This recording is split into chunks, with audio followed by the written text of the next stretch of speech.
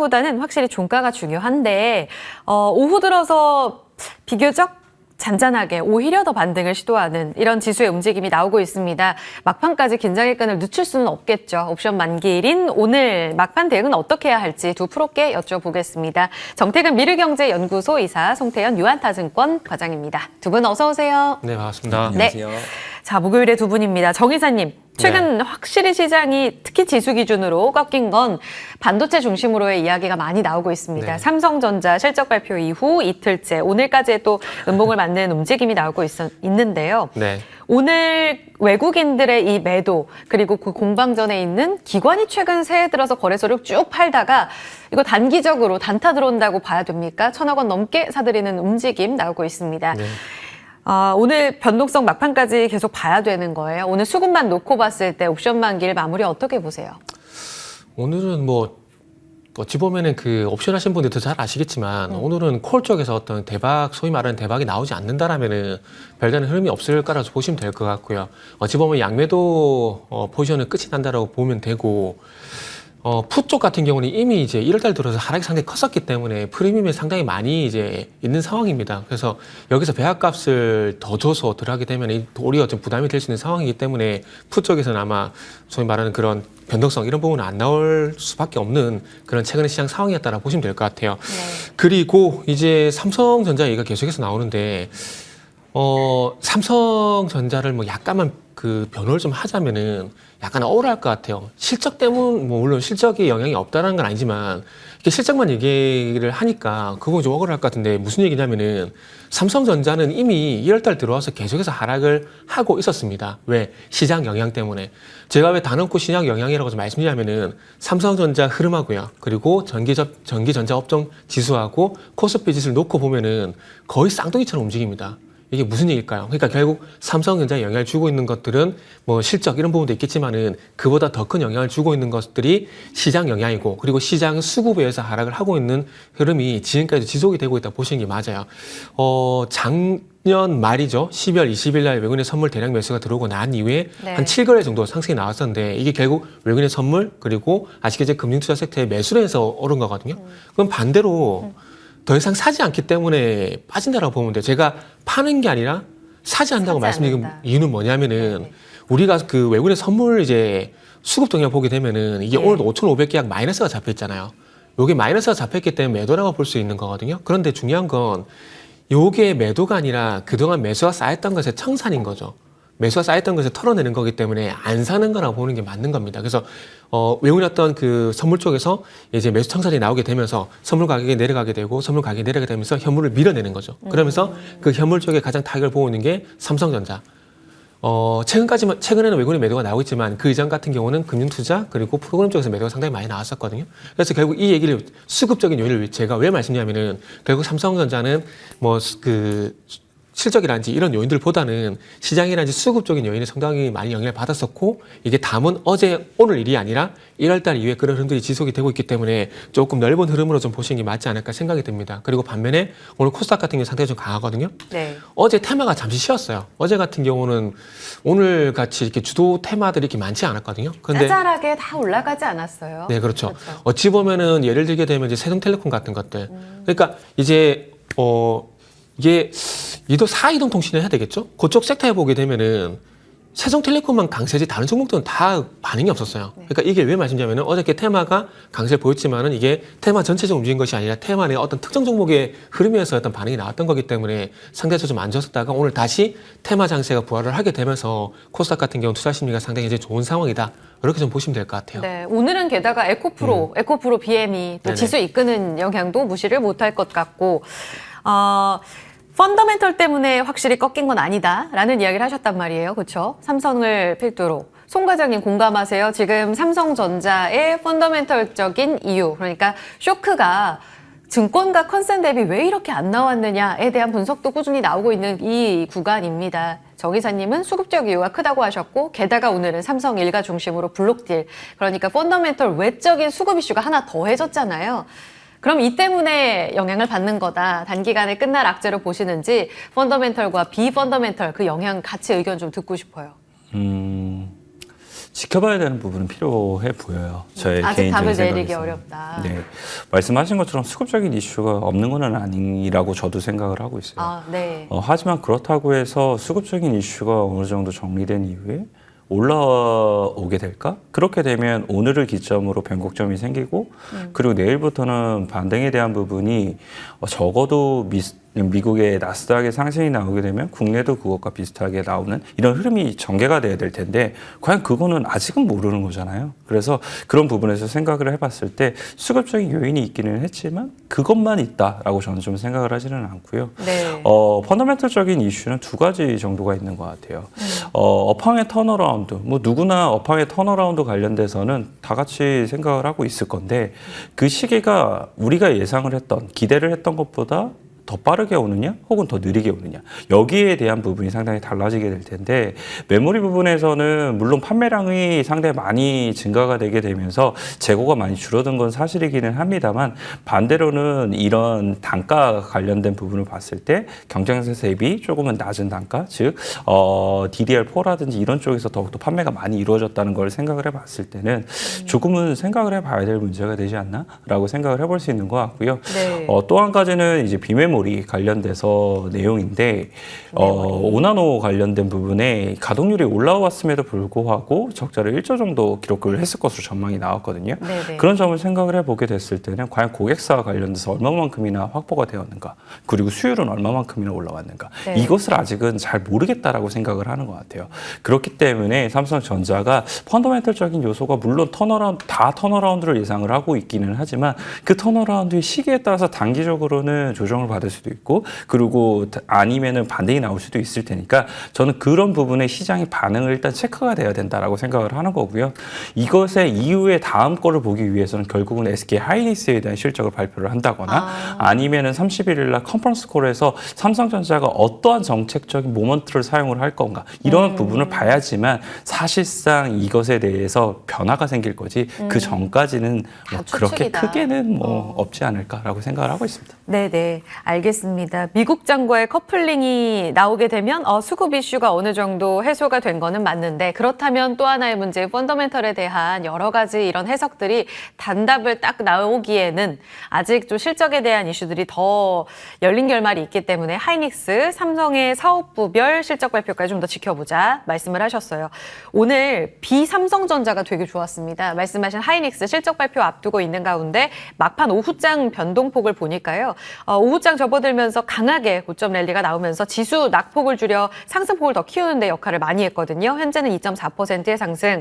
그리고 그 바짝 추격하는 LG 에너지 솔루션이 시총 3위, 장중에 2위로 잠깐 올라갔다가 결국은 지금 3위의 움직임을 나타내고 있는데요. 97조, 99조 이렇게 싸움이 이어지고 있습니다. 이것에 대해서 큰 의미를 부여하는 증권사들 많잖아요, 정 이사님. 네. 아직까지는 반도체 승인 게 맞나요? 일단은 반도체 승이 맞다라고 말씀을 드려야 될 것 같고요. 저는 개인적으로 왜 이 대결에서 왜 이렇게 집중을 하고 관심을 가진지는 솔직히 잘 모르겠어요. 잘 모르겠는데. 기업 가치가 갖고 있는 의미에 네. 대해서 많은 분들이 또 해석을 하실 때 결국은 지수의 시총 상위권으로 올라간다. 그리고 네. 기업 가치를 불려간다. 결국은 그 해의 주도주가 된다. 이런 이 플로우로 이해를 하시잖아요. 여기 공감하시지 않으시나요? 네, 공감 안 해요. 왜냐하면은 그렇게 판단을 해보게 된다라면은 과거 2차 전지가 강세를 보일 때 삼성전자 하이닉스가 약세를 보였잖아요. 그럼 지수가 빠져야 되잖아요.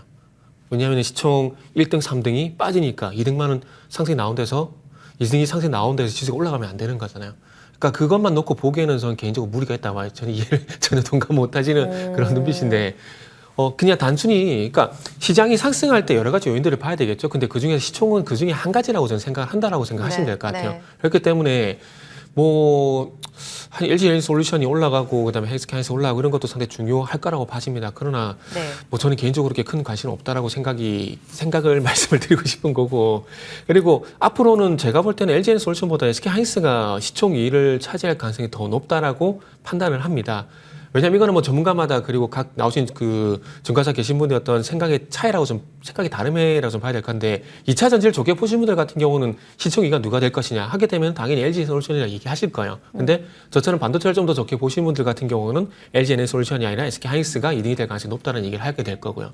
그래서 많은 것들을 비교해야 되겠지만은 실적만 놓고 비교를 해보게 된다라면은 꺾이느냐 돌아서느냐 요 관점에서 보게 된다라면은 적어도 돌아서는 쪽이 하이닉스라 봐야 되지 않을까라는 생각이 들거든요. 그리고 그런 것들이 어찌보면 차트에 녹아난다고 보고 있는데 네네. 뭐 차트로 단순히 비교를 해봐도 하이닉스의 차트와 LG 에너지솔루션의 차트를 봤을 때 방향이. 누가 우상향을 하고 있느냐, 누가 하락을 하고 있느냐, 요것만 보더라도 네네. 답이 나올 것 같아요.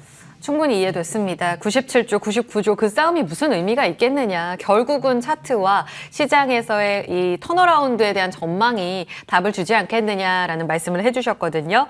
알겠습니다. 좀 지켜보도록 하고요. 오늘 이슈적으로 본다면 태영건설 채권단 협의회 디데이입니다.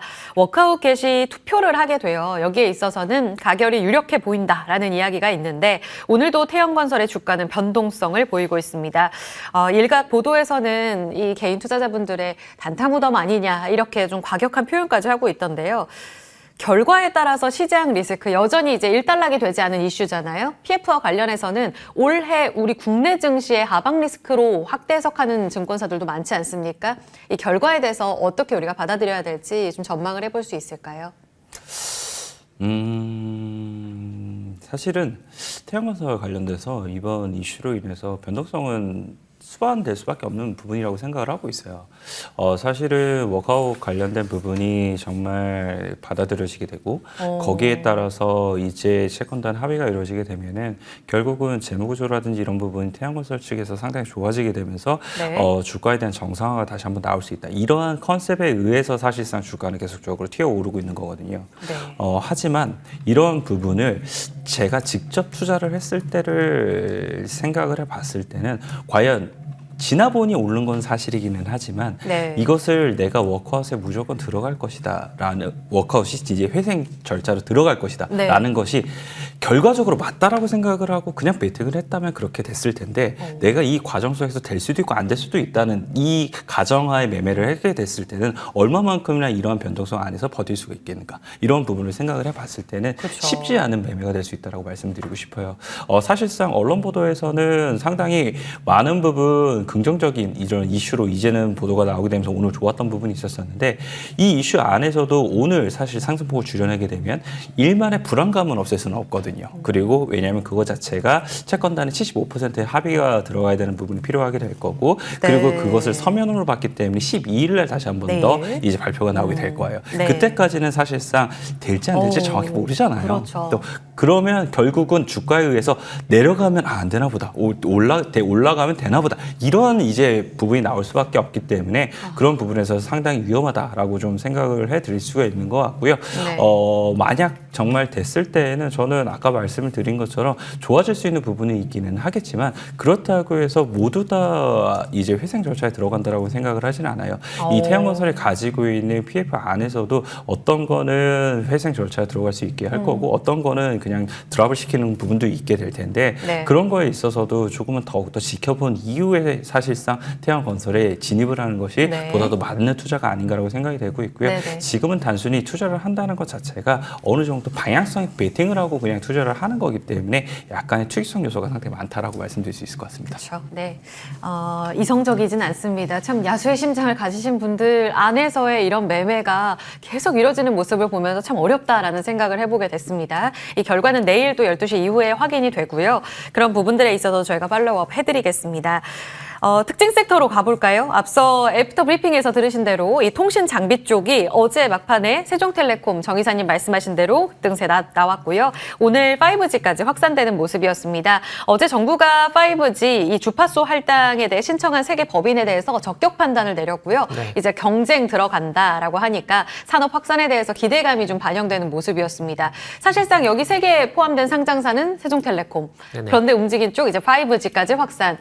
대표 수혜주라고 보는 건 사실상 세종텔레콤 외에는 없는 거예요? 아니면 그렇죠. 영향을 받습니까? 그게 아니라 세종텔레콤밖에 상장이 안 돼서 그런 거예요. 일단은 뭐 주식시장, 그쵸.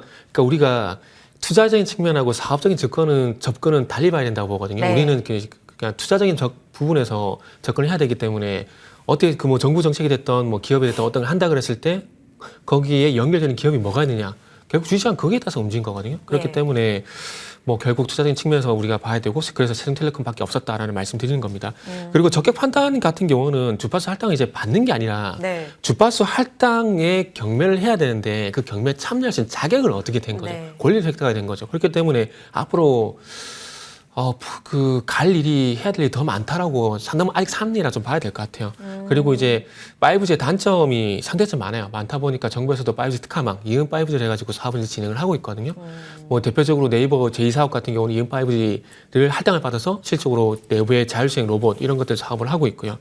그러다 보니까 어쨌든 5G 같은 경우는 앞으로도 그렇게 진행이 될 것 같습니다. 진행이 될 것 같고 네. 세종텔레콤이 주파수 할당 경매에 참여해가지고 주파수 할당을 받는다고 하더라도 관건은 돈이라고 봐집니다. 통신 3사가 왜 자금 싸움. 5G를 포기했을까? 28GHz 왜 포기했을까? 우리가 그것도 한번 고민을 해봐야 되거든요. 그렇게 본다라면은 6G로 빠르게 넘어갈 가능성이 높다 봐죠. 네, 그러니까 6G와 5G 어떤 통합 그런 부분을 갈 가능성이 높고 저는 개인적으로 해서 뭐 종목 하나 말씀드리면은 저는 이노와이어 요거 정도 좋게 보겠다 말씀드리고 싶어요. 이은 5G가 활성화되게 되면서 스몰셀이라는 장비 수요가 상당히 많이 증가를 하고 있거든요. 예. 근데 그 제품을 만든 회사가 지금 말씀드리고 있는 이노와이어리스라고 좀 보시면 될 것 같아요. 알겠습니다. 추릴 수 있는 쪽 의로의 팁까지 주셨는데 지금 결국은 6G로 넘어갈 거다. 이재용 회장도 네트워크 통신 기술 관련해서 5년 만에 이제 관심을 보이면서 삼성의 미래 비전에 대한 힌트도 이번에 나왔거든요. 결국은 6G로 가면 이쪽에 기회가 있는가? 삼성발 장비사들이 사실 5G 때 큰 수혜 못 받았단 말이에요. 이번에는 받게 되는지. 오늘 브리핑에서 들으니까 6G 관련해서는 옵티코어, 센서뷰 이쪽이 시세가 좋던데 테마성으로 봐야 됩니까? 아니면 산업에 대한 기대감도 가져갈 수 있는 거예요? 두 종목의 공통점이 뭘까요? 두 종목의 죄송합니다. 저는 사실 네. 수급적으로 봤거든요. 수급의 거래로만 봐서 두 종목의 공통점은 대답을 해도 되는 것인가? 네, 신규 상장주예요. 그 신규 이전 상장주. 사이클에 없었던 종목들이기 때문에 이런 이슈가 나왔을 때 새롭게 반응을 한다 이렇게 보시면 될 것 같고요. 사실상 주파수 경매와 투자가 이루어지고 거기에 따라 수주를 받게 되는 이러한 사이클 자체는 예. 장기적으로 맞아요. 맞기는 한데 그런 것들이 이루어지기는 아직까지는 시간이 필요하잖아요. 그렇게 됐을 때는 아무래도 테마적인 성격이 강할 수밖에 없는 거고 컨셉적으로 어떤 종목들이 움직일까 이런 부분을 생각을 해봤을 때 네. 예전에 한 번씩 시세를 줬던 종목들이 다시 움직이기 시작을 할 때에는 그만큼 물량 부담이 많을 거거든요. 그래서 그런 부분에서 잘 못 네네. 움직였던 부분이 있었을 거고요. 반대로 신규 상장주들 같은 경우에는 이런 부분이 있어서는 확실히 더욱더 탄력적으로 움직일 수가 있게 될 테니까 그런 부분에 보다 더 많은 무게추가 기울어진 것이다라고 보시면 될 것 같습니다. 그리고 만약 수주가 나오게 된다 하더라도 우리가 예전에 사실상 삼성전자가 해외 기업과의 수주에 대한 규모 자체를 많이 들었었잖아요. 사실 억 단위가 아니고 조 단위였었잖아요. 네. 그 조 단위가 나왔음에도 불구하고 통신 장비 업체들의 이런 실적이나 이런 부분이 생각보다 못 나왔거든요. 네. 그런 점을 생각을 해봤을 때는 네. 그거 이상의 수주에 대한 무언가가 나와줘야지만 사실상 실적에 대한 기대감이 더욱더 높아지게 되면서 갈 수 있지 않을까라는 부분으로 연결이 된다라고 보시면 될 것 같아요. 예. 그래서 사실상 그 이전의 종목들 중에서도 물론 대장주들이 오늘 이런 움직임이 상당히 좋은 부분이 있기는 하지만 네. 그럼에도 불구하고 그쪽은 시간이 좀 더 필요하다라고 말씀드리도록 하겠습니다. 공통점은 결국 수급이긴 한데 신규 상장주. 알겠습니다. 결국은 우리 정 이사님 말씀하시는 신상 이론과도 통하는 게 아닌가라는 생각을 한 번 더 해보게 되고요. 저희 비트코인 섹터도 점검해 보려고 했습니다. 상한가 8개 종목 중에 4개가 관련주였습니다. 송 과장님께 마지막 질문 드려보겠습니다. 그러면 세로는 아니라 추가 강세 이어지는지 종목의 압축 전략은 결국 오늘 보여준 대로 거래소에 지분 투자한 쪽으로 계속 가져가는 게 맞습니까? 근데 짧게. 한 가지는 생각해 봐야 돼요. 네. 미국에서도 코인베이스에 대한 주가 자체가 조금 안 좋을 수 있다라는 평가가 나오고 있거든요. 그 이유는 네네. 비트코인에 대한 접근 자체가 이제 쉬워지게 되면서 굳이 예전에 이런 다른 거래소를 이용하지 않고도 비트코인에 대한 거래 자체를 일반적으로 이 ETF를 사용해서 이제 하게 된다. 이러한 이제 관측이 나오고 있거든요. 싸게 되니까 더 아무래도 더 네. 쉽게 접근을 할 그쵸, 수가 있게 되는 접근성도 거죠. 좋아지고. 그렇게 되었을 경우에 결국은 수수료에 대한 피 자체가 낮아지는 것이 아니냐 이런 우려도 일부 나오고 있습니다. 그래서 이런 비트코인의 가격 자체가 계속적으로 올라오게 되면 여기에 따라서 당연히 이제 시장에서는 네. 많은 부분 부각을 받게 되면서 움직일 수 있는 부분이 있기는 하겠지만 이 부분은 충분히 한번 생각을 해봐야 되는 부분이다라고 보시면 될 것 같고요. 거기에 따라서는 비트코인 관련된 종목들을 조금은 다 이제 지도가 또 달라질 수도 있지 않을까라고 또 생각을 하고 있습니다. 거기에 대해서는 좀 더 지켜봐야 된다로 마무리하면 일단은 될까요? 단기적으로는 네. 수급이 워낙 강하게 들어 올렸었기 때문에 그런 부분에 추가적인 상승 나올 수 네. 있다라고 생각을 하고 있고요. 어쨌거나 이런 수급의 집중도는 1등, 2등까지만 하시는 게 좋아요. 그래서 제가 생각을 했을 때는 하나 투자증권 그 관련돼서 가장 먼저 들어갔던 것 같고 두 번째가 우리기술투자였거든요. 이 정도 안에서만 하시는 게 좋을 것 같습니다. 답변 여기까지 듣겠습니다. 프로시선이었습니다. 정태근 이사, 송태현 과장이었습니다. 고맙습니다. 네, 감사합니다.